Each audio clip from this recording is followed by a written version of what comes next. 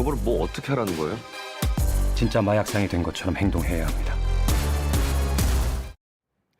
해외에 숨어서 국내로 마약을 보내는 범죄자를 붙잡아 오는 일은 드라마에서도 그렇지만 현실에서도 쉽지가 않습니다. 이른바 캄보디아 마약왕을 못 잡아오는 이유를 윤정민 기자와 살펴보겠습니다. 자, 윤정민 기자, 이번에 입수한 것만 해도 118억 원 어치인데 근데 송 씨가 보낸 다른 마약도 더 많다면서요? 네, 그렇습니다. 마약 수사를 오랫동안 해온 한 경찰 수사관은 국내 이름난 마약상 중 송 씨 물건을 안 받은 사람이 없다고 보면 된다고 말했습니다. 이번 사건 말고도 지난 8월 검찰이 압수한 4kg의 필로폰, 그리고 얼마 전 경찰이 붙잡은 일당이 국내에 유통한 6kg 넘는 필로폰 역시 송 씨가 보낸 걸로 추정됩니다. 2019년 캄보디아로 간 뒤 3년간 송 씨가 국내에 보낸 마약은 경찰이 파악하기로만 20kg이 넘습니다. 네, 20kg이라고 하면 시가로는 얼마나 되나요?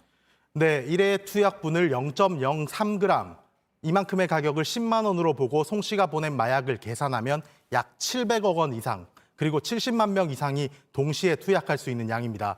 제주특별자치도에 사는 사람 수를 다 합친 것보다도 많습니다. 네. 드러나지 않은 것까지 합치면 실제 유통한 마약은 훨씬 더 많을 수도 있습니다. 네, 그렇겠네요. 근데 수사망은 어떻게 피해 간 겁니까? 네, 송 씨는 유통책들에게 상황에 맞춰 대응하도록 지침을 내렸습니다. 예를 들어 우편으로 마약을 보냈는데 정해진 날짜에 물건이 도착하지 않는다. 그러면 뭔가 문제가 생겼다는 거니까 수사가 시작되기 전에 측근을 시켜 자진 신고를 하게 한 겁니다.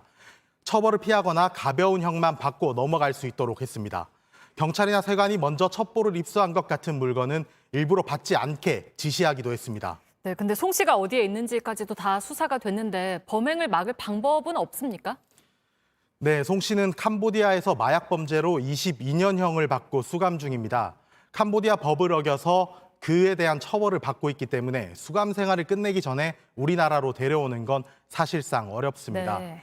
문제는 송 씨가 감옥에서도 측근을 통해 마약 밀수를 하고 돈 관리까지 다 하고 있다는 겁니다. 경찰은 송 씨가 교도소 안에서 휴대전화를 쓰며 텔레그램 메시지로 범행을 지시하고 있는 걸로 파악하고 있습니다.